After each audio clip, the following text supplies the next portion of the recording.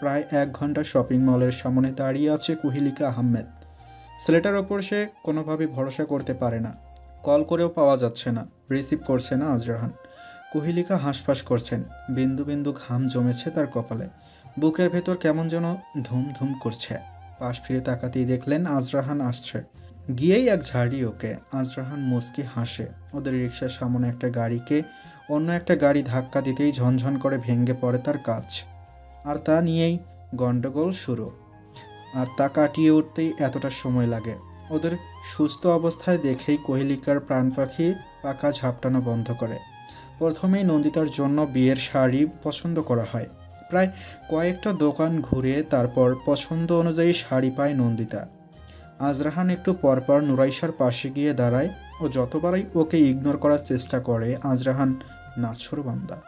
বিরক্ত হয় নুরিশা, নন্দিতাকে বলে অন্য দোকানে যায়। আজরাহান ওদের সাথেই দাঁড়ানো। অতিষ্ঠ লাগছে তার, এভাবে এক পল্টন মেয়েদের মাঝে নিজেকে কেমন খাপছাড়া মনে হচ্ছে। আজরাহান প্রহরের পাশে গিয়ে দাঁড়ায় আর বলে, পছন্দ হয়েছে না আমি করে দিব? প্রহর ভেঙচি মেরে বলল, জি না, লাগবে না, আপনি নিজের কাজ নিজে করেন। আজরাহান দুষ্টামির ছলে প্রহরের কানে কিছু একটা বললে প্রহর ওকে ধাক্কা মেরে সরিয়ে বলে, ছি, সরেন এখান থেকে, খবিশ কোথাকার। আজরাহান গা দুলিয়ে হেসে ওঠে। কুহিলিকা আহমেদ প্রহরের হাতে 2-3টা ড্রেস দিয়ে ওকে ট্রাই করতে বলে। ট্রায়াল রুমের কাছে যেতেই আজরাহান আগেই ভেতরে ঢুকে পড়ে। প্রহর থম মেরে বাইরে দাঁড়িয়ে থাকে। এই লোকটা আসলেই অসভ্য। মিনিট 3 পর আজরাহান বাইরে বেরিয়ে আসে। প্রহর কপট রাগ দেখিয়ে বলল, আপনি ভেতরে গেলেন কেন? আপনি তো বুঝলেন, তাহলে আমি বুঝবো কি করে রাহান ভাইয়া? তাহলে মনোযোগ দিয়ে শুন। 1, ট্রায়াল রুম বা টয়লেটে ঢুকে প্রথমেই খুব ভালোভাবে দেখে নিতে হবে চারপাশ, বিশেষ করে হ্যাঙ্গার, কাঠের দেয়ালের খাঁজ ইত্যাদি। 2, এরপর যেতে হবে আয়নার কাছে। আয়নায় চোখ ঠেকিয়ে দাঁড়াবি, আলো যাতে আয়নার উপরে না পড়ে। এমনভাবে দেখবি যদি উল্টো দিকে অন্য কোনো ঘর বা দেয়াল দেখতে পাস, বুঝবি কোনো গন্ডগোল আছে। 3, পারলে সব আলো নিভিয়ে ফেলবি। তারপর ফোনের ফ্ল্যাশ লাইট বা টর্চ জ্বালিয়ে আয়নায় ফেলবি। আয়নার উল্টো দিকে দেখা গেলে বুঝবি ক্যামেরা তোকে দেখছে। 4, দরজায় যেভাবে আঙুলের গাঁট দিয়ে টোকা দিস সেভাবে আয়নার গায়ে টোকা দিবি। ফাঁপা শব্দ হলে বিপদ নিশ্চিত। 5, শেষ পরীক্ষা, আয়নায় আঙুল ছোয়াবি। আঙুল আর প্রতিফলনের মধ্যে দূরত্ব থাকলে বুঝবি ক্যামেরা রয়েছে সেখানে। বুঝলি ডিঙি নৌকা? হ্যাঁ। যা এখন। আজরাহান চারপাশে চোখ বুলিয়ে দেখে নুরাইশা মেয়েদের ব্যক্তিগত জিনিসের একটা দোকানে কিছু একটা দেখছে। অধর কোণে বাঁকা হেসে সেদিকেই পদযুগল বাড়ায়। মারমেড, শুধু পিঙ্ক কালার কেন, আপনাকে সব কালারই মানাবে। আজরাহানকে দেখেই অপ্রস্তুত হয় নুরাইশা। হাতে থাকা জিনিসগুলো পিছনে লুকায়। শুকনো কণ্ঠে বলে, এখানে কেন এসেছেন আপনি? নুরাইশা দাঁত মুখ খিচে ধরে। বড্ড বিরক্ত লাগছে তার। এই লোকটা এমন কেন? শুধু গায়ের রং সুন্দর হলেই মন সুন্দর হয় না। নুরাইশা হতাশ হয়, বিবশ কণ্ঠে বলল, মেয়েদের পার্সোনাল জিনিস নিয়েও আপনার সমস্যা? আজরাহান ওর 2 গাল ফুলকো করে নুরাইশার কপালের কাছে গিয়ে ওর সামনে উড়ে আসা চুলগুলোই ফু দেয়। আজরাহানের উষ্ণ ফুতে শিরশির করে ওঠে নুরাইশার শরীর। আজরাহান মৃদু হেসে বলল, দোকানে বসা লোকগুলো ওদের এই কথাবার্তায় ঠোঁট চিপে হাসছে। নুরাইশা হাতে রাখা মেয়েলি জিনিসগুলো ধপ করে রেখে গজ গজ করে দোকান থেকে বেরিয়ে যায়। হাতে হাতে আজরাহানের গোষ্ঠী উদ্ধার করে। বিড়বিড় করতে করতে হ্যান্ডব্যাগে কিছু একটা রেখে সামনের দিকে হাঁটতে থাকে। আর তখনই ধাক্কা খেয়ে পড়তে গেলে ওকে নিজ বাহুতে আবদ্ধ করে মার্শিয়াদ। অবাক করা কণ্ঠে নুরাইশা বলে, যান আপনি। জি। মার্শিয়াদ ওকে সোজা করে দাঁড় করায়। কপাল কুঁচকে আছে নুরাইশার, মুখে বিরক্তির ভাব, নাক চোখ কেমন লালচে। মার্শিয়াদ বলল, রেগে আছেন মিষ্টি? নুরাইশা হালকা কণ্ঠে বলল, হুম। তাহলে? কিছু না, কেমন আছেন আপনি? ভালো। এখানে কেন? শপিং মলে কেন আসে মানুষ? মার্শিয়াদ মুচকি হাসে আর বলে, অনেকে ঘুরতেও আসে। আপুর বিয়ে তাই। ও আচ্ছা, তো দাওয়াত দিবেন না? তুই এখানে? আজরাহানকে দেখে মৃদু ভ্রু কুচকায় মার্শিয়াদ। আজরান ওদের কাছে এসে দাঁড়ায়, নুরাইশাকে বলে। এখানে কি করছেন মারমেড? নুরাইশা প্রত্যুত্তর করে না, বরফ হয়ে দাঁড়িয়ে থাকে। মার্শিয়াদ হুট করে আজরাহানকে জড়িয়ে ধরে কানের কাছে বলল। এটাই বুঝি তোর গার্লফ্রেন্ড? আজরাহান নিরুত্তাপ। মার্শিয়াদ ওকে ছেড়ে অধর বাঁকিয়ে হাসে আর বলে, তোর সামান ভাইয়ার বিয়ে ওনার বোনের সাথে কি ঠিক হয়েছে? হ্যাঁ। চকিতে নুরাইশা বলল। আপনি তাকে চিনেন? মার্শিয়াদ ছোট্ট করে হেসে বলল। We are ব্রোসম friend. হুম। নুরাইশা ঠোঁট ভেঙচি কাটে। আজরাহান শক্ত কণ্ঠে বলল। আগে বল, তুই বরপক্ষ নাকি কোনে পক্ষ? অবভিয়াসলি বরপক্ষ। এত সুন্দর বেআইন থাকতে কোনে পক্ষ হতে যাব কেন? আচ্ছা আমি যাই তাহলে, পরে কথা হবে। আসি মিষ্টি। হুম। মার্শিয়াদ যেতেই আজরাহান দীপ্ত কণ্ঠে বলে। আমার মতো উল্টাপাল্টা কিছু যদি ওর সাথে করেন তাহলে আপনার দাঁত ভেঙে ফেলবো। জান মোটেও আপনার মতো না। ও আচ্ছা, তাই নাকি? তো প্রেম প্রীতি আশিকেপনা শেষ হলে চলেন, সবাই ওয়েট করছে। ঘমর্ত শরীর এলিয়ে বিছানায় শুয়ে পড়ে আজরাহান। চোখ নিভু নিভু করছে। শার্টের কলারটা হালকা সরিয়ে ফ্যানের দিকে অক্ষে নিবদ্ধ করে আছে। হঠাৎ কিছু মনে পড়তেই নিচে নেমে আসে। সানায়া কাউচে জিনিসপত্র রেখে দেখছে সব ঠিক আছে কিনা। আজরাহান বলল। আমার ব্রেসলেটটা কোথায় রে? ওটা তো প্রহরের ব্যাগ। ওর কাছে দিলি কেন? আরে ব্যাগের জায়গা ছিল না তাই। গিয়ে নিয়ে আসো ওর কাছ থেকে, তাহলেই হয়। এত কথা বলার কি দরকার? আজরাহান ওর মাথায় একটা গাট্টা মেরে বলে। বেশি কথা বলিস তুই। আজরাহান ধীর পায়ে প্রহরের রুমে আসে। প্রহর ঘরে নেই। ভেতরে ঢুকতেই এক লম্বা নিঃশ্বাস টেনে নেয়।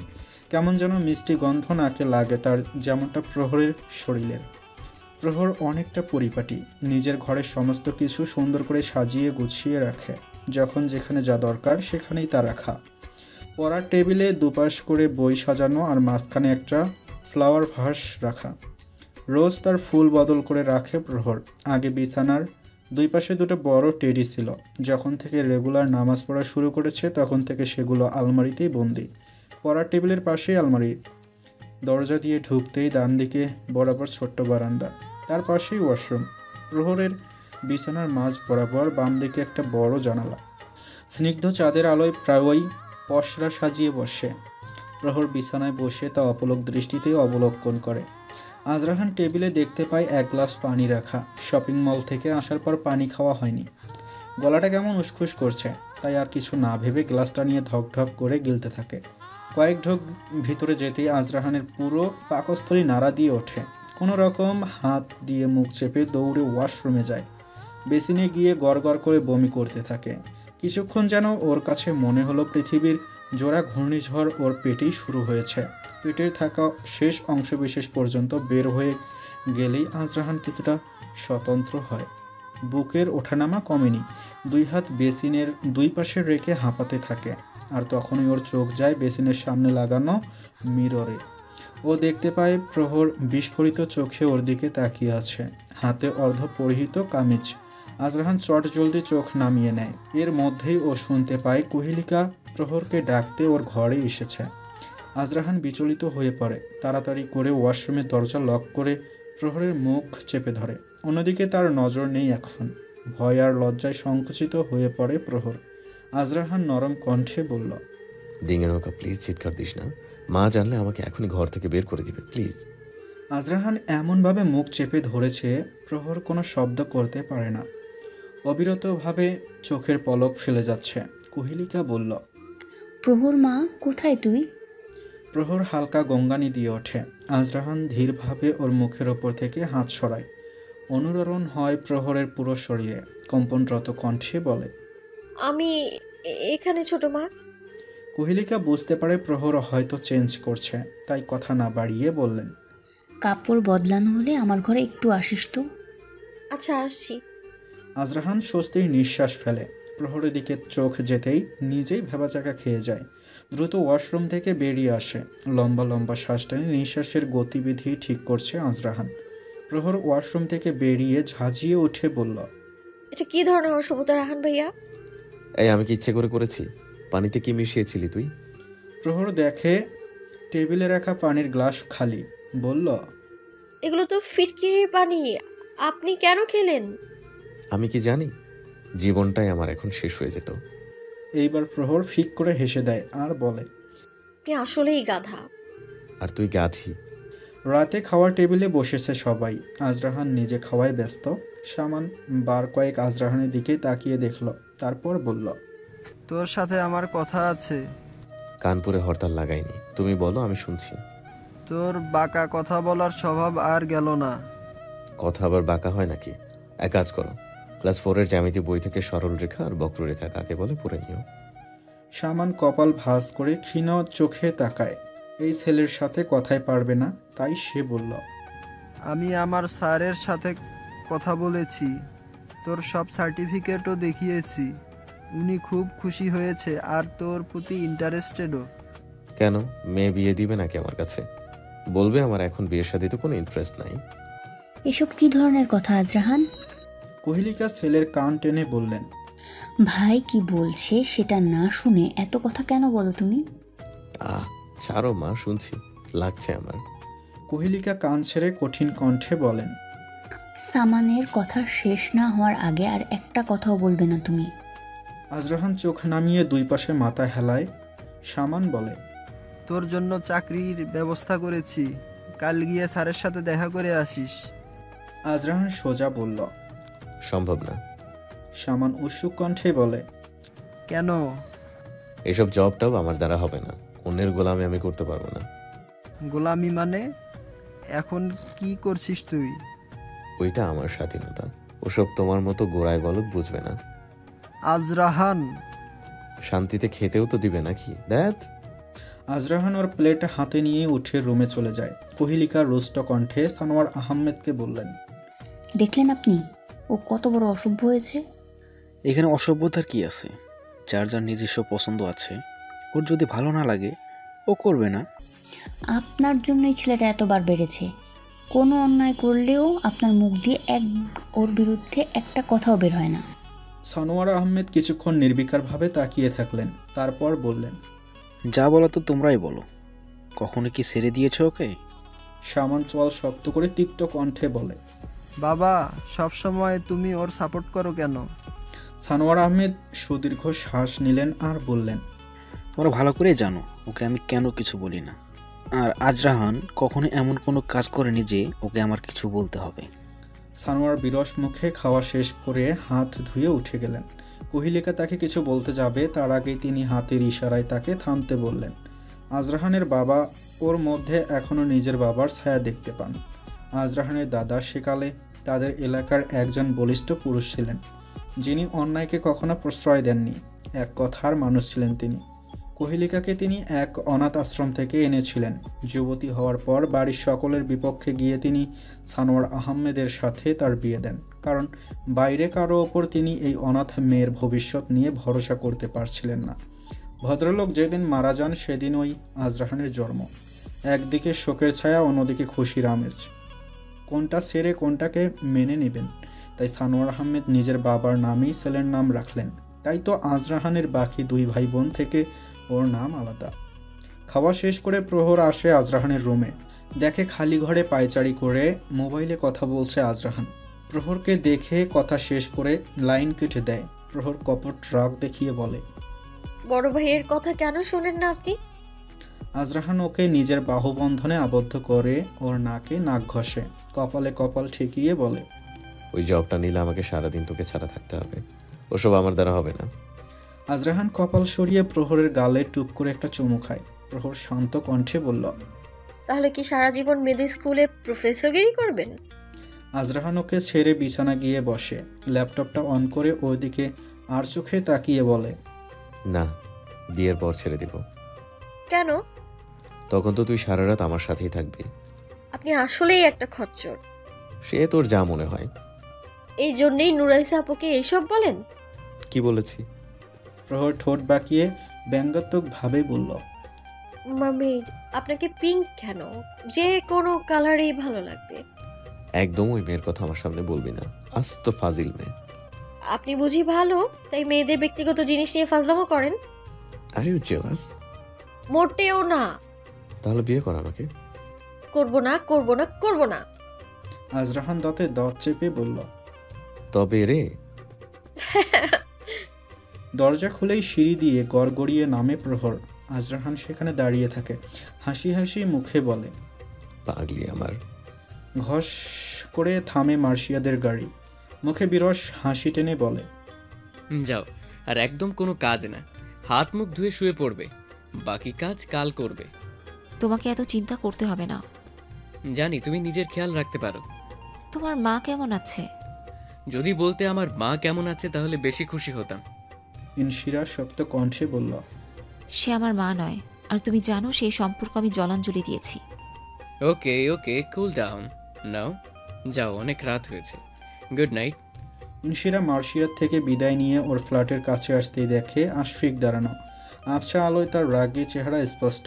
তিরিক্ষি কণ্ঠে বলল, কি করছিলে মার্শিয়াদের সাথে তুমি? কি বলতে চাও তুমি? বুঝতে পারছো না? পুরুষ বিদ্বেষী ইনশিরা এখন রাত বিরাতে পরপুরুষে আসক্ত হচ্ছে, আর সে নাকি কিছুই বুঝতে পারছে না। ইনশিরা গলা চড়িয়ে বলল, আশফিক! কি করবে তুমি? 5 বছর তোমার পিছনে আঠার মতো লেগে আছি, সেদিকে তোমার ভ্রুক্ষেপ নেই। আর এখন আজরাহান ঠিকই বলেছে, ওই মার্শিয়াত সব থালাতেই ঢু মারতে চায়, শালা নারীখোর। আশফিকের কথা শেষ হতেই সজোরে করে ওর গালে এক চড় বসিয়ে দেয় ইনশিরা। শ্বাসরুদ্ধ হয়ে বলে, আর একটা বাজে কথা বলবে না জানের নামে। কার সাথে তুলনা করো তুমি ওকে? তোমরা 2 ভাই ওর নখের যোগ্যও নয়, একদম নিজেদেরকে ওর সাথে তুলনা করবে না। আর কি বললে? আজরাহান? ওর তো কৃতজ্ঞ থাকা উচিত জানের প্রতি। অবশ্য ওর থেকে এটা আশা করা যায় না। বাই দ্য ওয়ে, আজকের পর আমাদের মাঝে কোনো পার্সোনাল সম্পর্ক থাকবে না, শুধু প্রফেশনাল থাকবে। ইনশিরা আর এক মুহূর্তও দাঁড়ায় না, চলে যায় সেখান থেকে। আশফিকের শিরা উপশিরা টকবক করে ফুটতে থাকে। বাড়ির বড় গেটটায় ধাম করে এক লাথি মেরে চলে যায়। আজরাহান প্রহরকে ক্লাস শেষে আজ বাসায় নিয়ে যায়নি। ওকে নিয়ে যায় স্কুল থেকে কয়েক কিলোমিটার দূরে ঝিলের পাড়ে। প্রহর বার কয়েক তাকে প্রশ্ন করেছিল, কিন্তু আজরাহান জবাব দেয়নি। ঝিলের ধারেই ঘাসের ওপর পা বিছিয়ে বসেছে প্রহর। ঝিলের পানির এক পাশে সুয়ারেজ লাইন, তাই ওরা অন্য পাশে গিয়ে বসেছে। ঝিলের সাথেই কিছু গাছ লাগানো। সাহান্য বেলার এই সময়টা সূর্যের রোশনি অনেকটা কমে গিয়েছে। গাছপালা থাকায় মৃদুমন্দ বাতাসের ঢেউ প্রহরের সামনে ছোট ছোট চুলগুলো উড়িয়ে নিচ্ছে। শীতের আমেজ শুরু হয়ে গেছে, তাই বাতাসের একটা হিমহিম ভাব রয়েছে। বিলের একদম কাছের ঘাসগুলোতে হলুদ সাদা আরও বেশ কয়েক রঙের ফুল ফুটেছে। একটু পরপর দমকা একটা হাওয়া এসে সব কিছু একদম শীতল করে দেয়। প্রহরের বেশ লাগছে। এমনিতে আজরাহান ওকে একা কোথাও যেতে দেয় না, আজ নিজ থেকেই ওকে নিয়ে এসেছে। বাতাসের শস্য আওয়াজে আজরাহানের বলা কথাগুলো অদ্ভুতভাবে শোনায়। আজরাহান নদীর পানির দিকে দৃষ্টি আবদ্ধ রেখে শান্ত কণ্ঠে বলল, আমাকে ভালো লাগে না তোর? প্রহর আজরাহানের ক্ষীণ দৃষ্টি দিয়ে বলল, হ্যাঁ লাগে। কতটা? প্রহর বাচ্চাদের মতো দুহাত প্রসারিত করে বলল, এতটা। আর মার্শিয়াদকে ভালো লাগে? লাগে। আজরাহান কণ্ঠের গভীরতা বাড়িয়ে বলে, একজন মানুষের দুজন মানুষকে কি করে ভালো লাগতে পারে? কেন? একজনের দুটো ড্রেস ভালো লাগতে পারে না? আজরাহান ঘাড় ঘুরিয়ে প্রহরের কাছে মুখ এনে বলল, মানুষ আর ড্রেস কি এক? ড্রেস চাইলেই বদলানো যায়, ভালোবাসার মানুষকে কি চাইলেই বদলানো যায়? প্রহর নিজের গলার স্বর নরম করে নেয়, স্বাভাবিক কণ্ঠে বলে, জানি না। আজরাহান আবারও সোজা হয়, দু হাতে ভর দিয়ে সামনের ওই দূরে অক্ষি নিবদ্ধ করে বলল, আমি তোর সাথে যা করি তুই কি মার্শিয়াদকেও তাই করতে দিবি? প্রহরের বুকটা দুরুদুরু করতে শুরু করে, নিঃশ্বাস ভারী হয়ে আসে, কেমন যেন ঝিমঝিম করে ওঠে তার শরীর। বড্ড ক্লান্ত লাগছে নিজেকে, হাত পা বিবশ মনে হচ্ছে। সমস্ত বাধা ডিঙ্গিয়ে উঠে দাঁড়ায় প্রহর, বিরস কণ্ঠে বলে, আমার ভালো লাগছে না রাহান ভাই, আমি বাসায় যাব। প্রহর ঘাসের ওপর থাকা ব্যাগটা উঠিয়ে কাঁধে নেয়, ঘুরে দাঁড়িয়ে পা বাড়ায়। আজরাহান হালকা পায়ে গিয়ে ওর সামনে দাঁড়ায়, দৃঢ় কণ্ঠে বলে, আমার প্রশ্নের উত্তর পাইনি আমি প্রহর। আমি বাসায় যাব। আগে বল, দিবি সে অধিকার মার্শিয়াদকে? কেন পাগলামো করছেন আপনি? আমি বাসায় যাব, ছোট মা চিন্তা করবে। আজরাহান তাচ্ছিল্যর সাথে বলল, এখন ছোট মার জন্য চিন্তা হচ্ছে? এই তো সমস্যা কি বলতো? কেন আমার প্রশ্নের উত্তর জবাব দিস না? আমি জানি না। কি জানিস তুই? মার্শিয়াদকে যদি তুই... মামা, রোমান্টিক সিন চলতেছে মনে হয়। আজরাহান ঘাড় ঘুরিয়ে দেখে ওর বাম পাশেই 4-5টা ছেলে এসে সোজা জড়ো হয়েছে। দেখেই বোঝা যায় ড্রাগ এডিক্টেড সবগুলো। লাল চোখ জোড়া দিয়ে বিশ্রীভাবে তাকিয়ে আছে, গালের দুই পাশে চোয়াল অনেকটাই দেবে গেছে, আর বকের মতো সরু হাত দিয়ে গালের এক পাশ চুলকে যাচ্ছে আর জিহ্বা বের করে অদ্ভুত অঙ্গভঙ্গি করছে। আজরাহান আবারও চোখ নিবদ্ধ করে প্রহরের দিকে। ছেলেগুলোকে দেখেই নিজের স্কার্ফ টেনে যথাসম্ভব ঢাকার চেষ্টা করে নিজেকে প্রহর। আজরাহান ভারী কণ্ঠে বলল, ঝামেলা করিস না, যা এখান থেকে। ওদের মধ্যে একজন নোংরাভাবে হেসে বলল, মামা মনে হয় বহুত খ্যাপায় আছেন। মামি রাগ করেছে নাকি?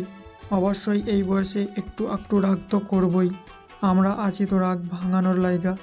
কিরে কি কস তোরা? হো হো করে বিশ্রীভাবে হেসে ওঠে ছেলেগুলো।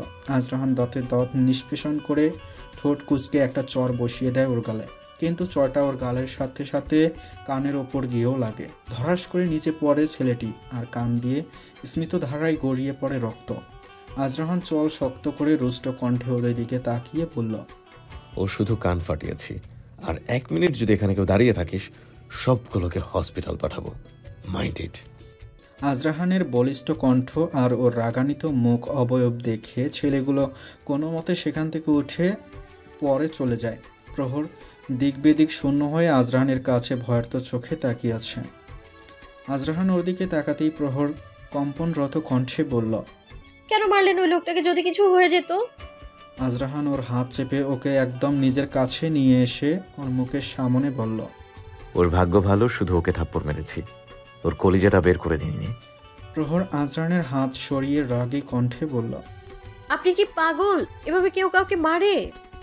আজরাহান কঠিন কণ্ঠে হিসিয়ে বলল, আমি ছাড়া অন্য কেউ তোর দিকে তাকালে তার জান নিয়ে নেব আমি।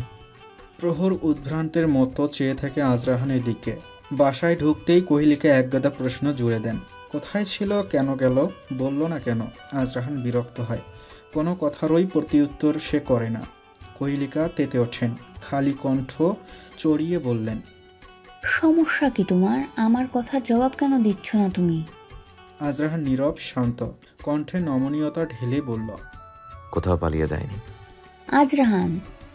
আজরাহান নরম দৃষ্টি রাখে কোহলিকার চোখে। কোহলিকা গাঢ় কণ্ঠে প্রহরকে বলল, তুই ঘরে যা। প্রহর মাথা নিচু করে পা বাড়ায় নিজের ঘরে। কোহলিকা আজরাহানের সামনে এসে ধীর গলায় বললেন, কি শুরু করেছো এইসব তুমি? দেখো আজরাহান, আমি যেমন তোমাদের 3 জনের মা, ঠিক তেমনি প্রহরেরও মা। এই বাড়িতে তোমাদের যেমন অধিকার আছে, প্রহরেরও তাই ওর অমতে কিছুই হবে না। আজরাহান ঠোঁটের কোণে দীপ্ত হাসি দিয়ে বলল, জানি, যদি ওর মতোকে গুরুত্ব না দিতাম তাহলে এতদিনে আমার বাচ্চার মা হয়ে যেত। কোহলিকা হালকা গলার স্বর উঁচু করে বললেন, আজরাহান প্লিজ মা, এসব নিয়ে কথা বলতে একদম ভালো লাগছে না আমার। আজরাহান দ্রুত পায়ে সিঁড়ি বেয়ে নিজের ঘরে চলে যায়। কোহলিকা এধার ওধার ভেবে নিজেকে শান্ত করেন। তার এই ছেলেকে সে কোনোভাবেই বুঝতে পারে না। নিজের ঘরে এসে বেডের পাশে চেয়ারের ওপর ব্যাগটা ছুঁড়ে ফেলে বিছানায় বসে প্রহর। ঘেমে নিয়ে একাকার। বিছানা থেকে উঠে ফ্যানের সুইচটা অন করে আবারও বসে। পা দুটো ঝুলিয়ে চুপ করে শুয়ে পড়ে বিছানার ওপর। অনবরত ঘুরতে থাকা ফ্যানের দিকে তাকিয়ে দেখে ওর নিজের মুখ কেমন যেন ফ্যাকাশে। আজরাহানের এই রূপ প্রহর আগে কখনো দেখেনি। আজরাহান রাগই সে জানে, কিন্তু রেগে গিয়ে কাউকে এমনভাবে মারবে সে কখনো তাকে দেখেনি। প্রহরের বুকটা ধড়াস ধড়াস করছে, মস্তিষ্কের উপরিভাগে ভীষণ যন্ত্রণা করছে, চোখে দুই পাশে কেমন যেন চিনচিন করছে। প্রহর চোখ বুঝে নেয়। কিছুক্ষণের মধ্যেই তার চোখ লেগে যায়। কতক্ষণ ঘুমিয়েছিল মনে নেই। নিজের গলায় উষ্ণ নিঃশ্বাস ভেজা স্পর্শে নড়েচড়ে ওঠে প্রহর। চোখের পাল্লা যেন খুলতেই চায় না। নিদ্রাপরি আজ তাকে জেঁকে ধরেছে। কিছুক্ষণের মধ্যেই প্রহর আরও গভীরভাবে ওর শরীরে কারো উষ্ণ স্পর্শ অনুভব করে। এক মাতাল করে ঘ্রাণ ওকে জড়িয়ে ধরেছে। বন্ধ চোখেই প্রহর ওর হাতটা উঁচু করতেই কারো অস্তিত্ব টের পায়। ফট করে চোখ খোলে প্রহর, আতঙ্কিত কণ্ঠে বলে, আপনি? আজরাহান ওর ওপর থেকে সরে পাশেই দুহাত ভাঁজ করে দিয়ে তার ওপর শোয় আর বলে, হ্যাঁ আমি। প্রহর উঠে বসে, গোল গোল চোখ করে বলে, এখানে কেন এসেছেন আপনি? আজরাহান হালকা মাথা ঘুরিয়ে বলল, তোকে দেখতে ইচ্ছে হলো তাই। আপনাকে না বলেছি এভাবে আমার ছোবেন না? তো কিভাবে ছোবো বলে দে। আপনি যান এখান থেকে। না গেলে কি করবি? আমি কিন্তু ছোট মাকে ডাকবো। ডাক, আমিও তো চাই তুই মাকে ডাক, তাহলেই তো আমার আর তোর বিয়েটা দিবে। আপনার কি এসব ছাড়া আর কিছুই মাথায় আসে না? আসে, ফুলসজ্জা, হানিমুন, ফ্যামিলি প্ল্যানিং, ওসব বিয়ের পরে ভাববো। উফ, যান তো এখান থেকে। একটা কথা বলবো তোকে? না। একটাই বলবো, সত্যি। প্রহর কিছুক্ষণ নিশ্চুপ থেকে বলল, বলেন। আজরাহান বিছানা থেকে শরীরের এক পাশ উঠিয়ে কনুয়ে ভর দিয়ে প্রহরের কানে কিছু একটা বলতেই প্রহর এর গালগুলো লজ্জায় লাল হয়ে যায়। আজরাহানকে এক ধাক্কা দিতেই ও আবারও বিছানায় ধম করে পড়ে আর হা হা করে হাসতে থাকে। প্রহর কপট রাগ দেখিয়ে বলে, আপনি আসলেই একটা খবিশ। করবো না, আমি আপনাকে বিয়ে করবো না, করবো না, করবো না। তুই করবি, তোর ঘাড় করবে, তোকে না আমি অনুরা রাখবো না কুমারী। রাহান ভাইয়া, আপনি আসলে অনেক ফাজিল। আপনি যান এখান থেকে। আজরাহান প্রহরের হাত ধরে টেনে ওকে নিজের বুকের ওপর শোয়ায়, পাশ ফিরে ওকে ওর পাশেই শুইয়ে দেয়। প্রহরের মুখের ওপরে চুলগুলো ওর কানের পিছনে ঘুচে দেয়। নরম কণ্ঠে আজরাহান বলে, এত কিসের রাগ তোর আমার উপর? প্রহর বিবশ কণ্ঠে বলল, আপনি ওই লোকটাকে কেন মারলেন ওভাবে? আর একজন সাধারণ মানুষের হাতে এরকম শক্তি? আজরাহান নিজেকে আরও কাছে নিয়ে যায় প্রহরের, ওর চোখের দিকে অক্ষি নিবদ্ধ করে বলে, আমাকে তোর সাধারণ কেন মনে হয়? অসাধারণও তো হতে পারি। প্রহর গভীরভাবে তাকিয়ে থাকে আজরাহানের চোখে, লালচে বাদামি। এই চোখে যে কারো ঘোর লেগে যেতে পারে। কি গভীর এই চোখ, যেন এক মুহূর্তেই সব ভুলিয়ে দেবে, হারিয়ে দেবে অন্য জগতে। প্রহর নিষ্পলককে তাকিয়ে আছে আজরাহানের চোখে। এই চোখ সে আগেও একবার দেখেছে, কিন্তু কোথায়? খাবারের প্লেট হাতে দিয়ে বসে আছে মার্শিয়াত। আজরাহান ওর সামনেই বসে খেয়ে যাচ্ছে। আজ ডিনারের দাওয়াত ওদের শিহরণের বাসায়। চিন্তিত মুখ আর বেকুলতায় কেমন যেন বিষণ্ণ মার্শিয়াত। শিহরণ জিজ্ঞাসু দৃষ্টিতে বলল, খাবার সামনে নিয়ে বসে আছিস কেন? আশফিক আসেনি কেন? বলল ওর কাজ আছে তাই। তাহলে আমাদের আসতে কেন বললি? এটা কেমন কথা? ওর কাজ থাকতেই পারে, তাই বলে তোরা আসবি না? মার্শিয়াত উঠে দাঁড়ায়। আজরাহান মুখে এক লোকমা দিয়ে এখনও গিলতেই পারেনি। মার্শিয়াতকে উঠে দাঁড়াতে দেখে টুপ করে না চিবিয়ে তা গিলে নেয় আর বলে, কোথায় যাচ্ছিস? আশফিকের বাসায়। কাল থেকেও আমার কল রিসিভ করছে না। আজরাহান অর্ধ খাওয়া রেখেই উঠে যায় আর বলে, আমিও যাব। নিধা টেবিলের পাশেই দাঁড়িয়েছিল। ওদের এই সব দেখে ভ্রুকুসকে অভিমানী কণ্ঠে বলে, আমি এত কষ্ট করে রান্না করলাম আর আপনারা না খেয়ে চলে যাচ্ছেন। দিস ইজ নট ফেয়ার জান ভাইয়া। সরি ভাবি, যাওয়াটা জরুরি। আশফিকদের বাসায় আসতে আসতে প্রায় 11:15 বেজে যায়। ডোরবেল শুনে ওর মা দরজা খোলে। ওদের দেখেই ঈষৎ অবাক হয় আর বলে, তোমরা এত রাতে? আশফিক কোথায় কাকিমণি? আশফিকের মা কিঞ্চিত অধর প্রশস্ত করে বললেন, আজকাল কাকিমণিকে একদমই মনে পড়ে না। আজরাহান হালকা হেসে বলল, আসলে সময় হয় না কাকিমণি। মার্শিয়াতকে দেখে বললেন, যাও তো, আমাদের ভুলে গেছো একদম। মার্শিয়াত অধর কোণে হেসে বলল, সরি আন্টি, আপনজনদের কখনো ভোলা যায়? হয়েছে হয়েছে, মধু মেখে আর কথা বলতে হবে না। আশফিক ঘরে যাও, যাও তোমরা। ঘরে গিয়ে দেখে আশফিক চিটপটাং হয়ে শুয়ে আছে। মার্শিয়াতকে দেখে ঝাঁঝিয়ে উঠে বলল, কেন এসেছিস সেখানে? মার্শিয়াত শান্ত কণ্ঠে বলল, তুই আমার কল কেন রিসিভ করছিস না? তুই যা আমার চোখের সামনে থেকে। আগে বল কি হয়েছে? এইবার আশফিক বেশ চেঁচিয়ে উঠল। কেউ যেন ওর চোখে জ্বলা আগুনে ঘি ঢেলে দিয়েছে। জোরালো কণ্ঠে বলল, কিসের সম্পর্ক তোর ইনশিরার সাথে? কি করিস রাত বিরাতে ওর সাথে? আজরাহান ভ্রু কুচকায়, মুখে বিস্ময়ের ছাপ। মার্শিয়াত শান্ত শীতল। হঠাৎ করেই হা হা করে বিছানায় শুয়ে পড়ে। আজরাহান ও মুখ চেপে হেসে ওঠে, যেন গড়াগড়ি খাওয়ার অবস্থা ওর। মার্শিয়াত হাসি থামিয়ে শান্ত দৃঢ় কণ্ঠে বলল, সম্পর্ক?